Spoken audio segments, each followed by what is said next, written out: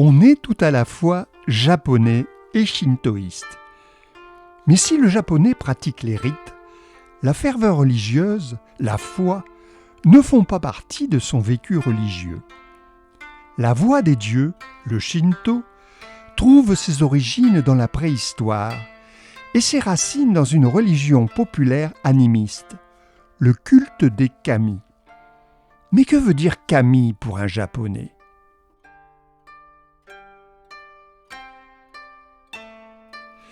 Le Shinto n'a ni Bible, ni Coran, ni Talmud, aucun précepte écrit. Les sanctuaires n'ont pas de statues qui représentent les divinités ou les symbolisent. Et pourtant, le japonais a une perception intuitive du kami.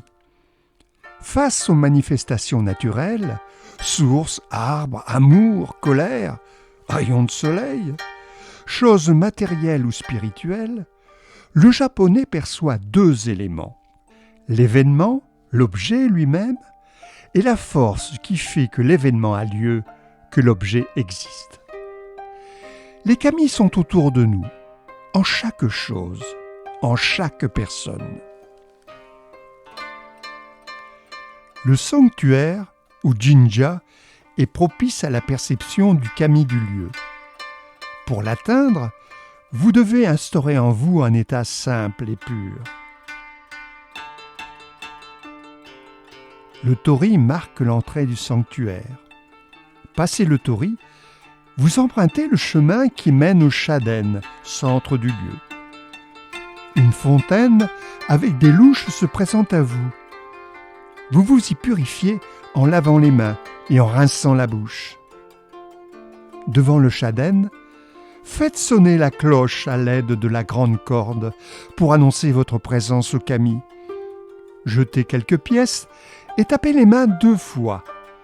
Puis, inclinez-vous quelques secondes en exprimant votre vœu. Le renard, messager des dieux et protecteur du sanctuaire, ne manquera pas de le porter au kami du lieu.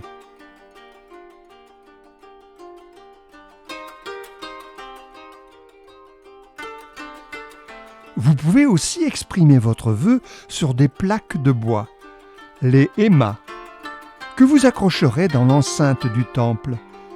Le kami lira le message. Et enfin, pour recevoir un message du kami, il reste à utiliser les omikuji, petits papiers qui prédisent l'avenir. Après avoir versé une offrande, vous tirez une baguette contenant un numéro. Vous accédez à une série de tiroirs et à chaque numéro correspond un tiroir qu'on ouvre pour trouver la prédiction. Si vous tirez une prédiction favorable, emportez-la. Elle vous servira de talisman. Mais si vous avez tiré une mauvaise fortune, ne vous inquiétez pas. Il vous reste à l'accrocher à un fil en compagnie d'autres omikuji. Il sera brûlé lors d'un rituel par les prêtres et le mauvais présage sera conjuré.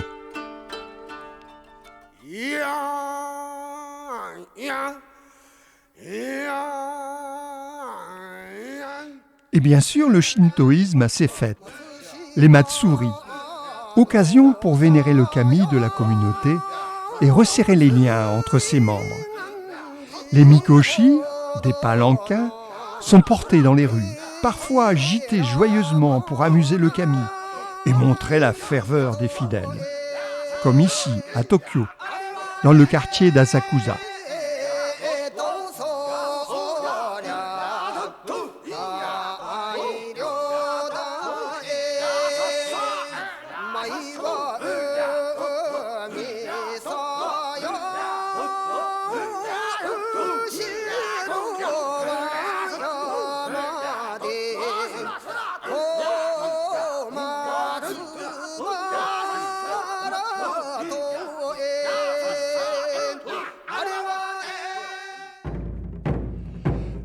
D'autres matsuri revêtent un caractère plus solennel et commémorent un passé glorieux.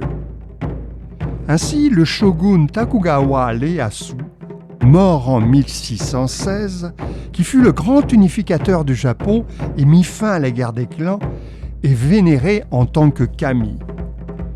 Au printemps, à Nikko, au nord de Tokyo, une grande procession sort le mikoshi du shogun pour rappeler sa gloire.